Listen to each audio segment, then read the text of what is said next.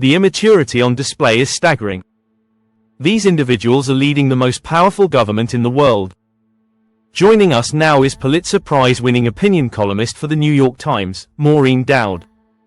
She is also the author of the newly released book, Notorious, Portraits of Stars from Hollywood, Culture, Fashion, and Tech, a collection of her style features from various publications. Maureen, it's great to have you back on the show. Before we dive into your book, let's talk about something pressing. You've written extensively about the ongoing tensions between Donald Trump and Volodymyr Zelensky.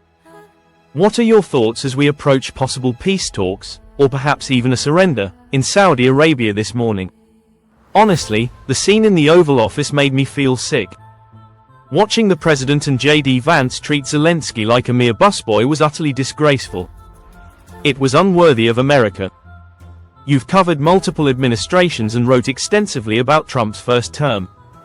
How does his second term, now a month in, compare to the first? What are the key similarities and differences?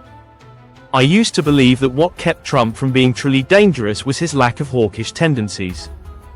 He always seemed to view war as a distraction, something that took away from potential business deals, like building an oceanfront hotel in North Korea. But now, he has transformed into a wild imperialist, talking about acquiring Greenland, Canada, Washington, D.C., and even the Kennedy Center. This shift is deeply concerning. Moreover, Trump's alliance with tech moguls has created an even more precarious situation. As Kara Swisher wrote in The Atlantic, these tech leaders have decided their digital empires aren't enough, they want to control the real government. This combination is extremely dangerous.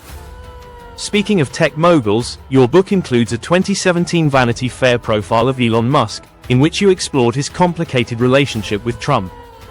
You noted that Musk tried to balance business interests with his personal stance on Trump's policies. Now, given Musk's evolving relationship with China and his increasing political presence, what insights from your past reporting help us understand his trajectory? There's also a profile in my book of Peter Thiel.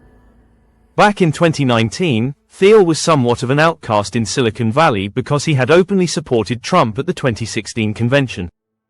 Most tech leaders at the time leaned Democrat. Thiel predicted that Musk and Trump would eventually get along because both are grand showmen, Musk being the sci-fi P.T. Barnum, and Trump being the real P.T. Barnum. Their larger-than-life personas and masterful salesmanship are likely to keep them aligned longer than many expect. This brings us to your book, Notorious. You started writing these profiles because you didn't want to confine yourself to Washington's political scene. You wanted to explore influential figures in Hollywood and Silicon Valley as well. What did you find they all had in common? Washington, Hollywood, and Silicon Valley are all capitals of illusion, whether it's ratings, box office numbers, or digital clicks. I've always been fascinated by magnetic, powerful figures, how they use, misuse, or squander their influence. That's why I was drawn to Shakespeare in school. His tragedies and histories center around figures who wield immense power.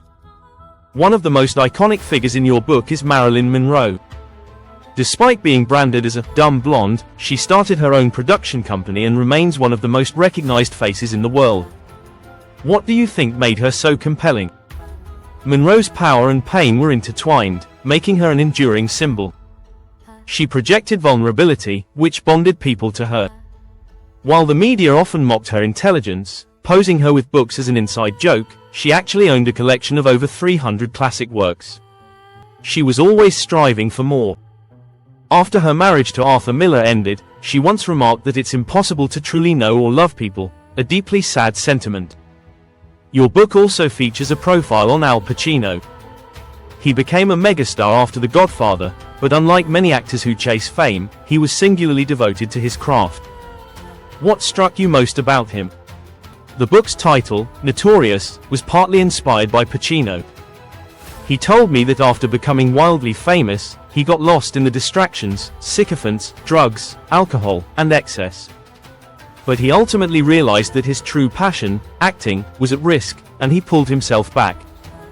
He's an incredibly interesting person, as you can see from your own conversations with him. Finally, let's talk about Larry David. You have a funny connection to him. You used to send him books about Hitler. Can you explain why? Larry is deeply interested in studying anti-Semitism, so I sent him those books for his research. He's just as amusing in real life as he is on Curb Your Enthusiasm. I remember dining with him at San Vicente Bungalows, where he was annoyed by a piece of celery in his drink. After fussing over it for a while, he looked around and casually tossed it into a planter, just like something out of his show.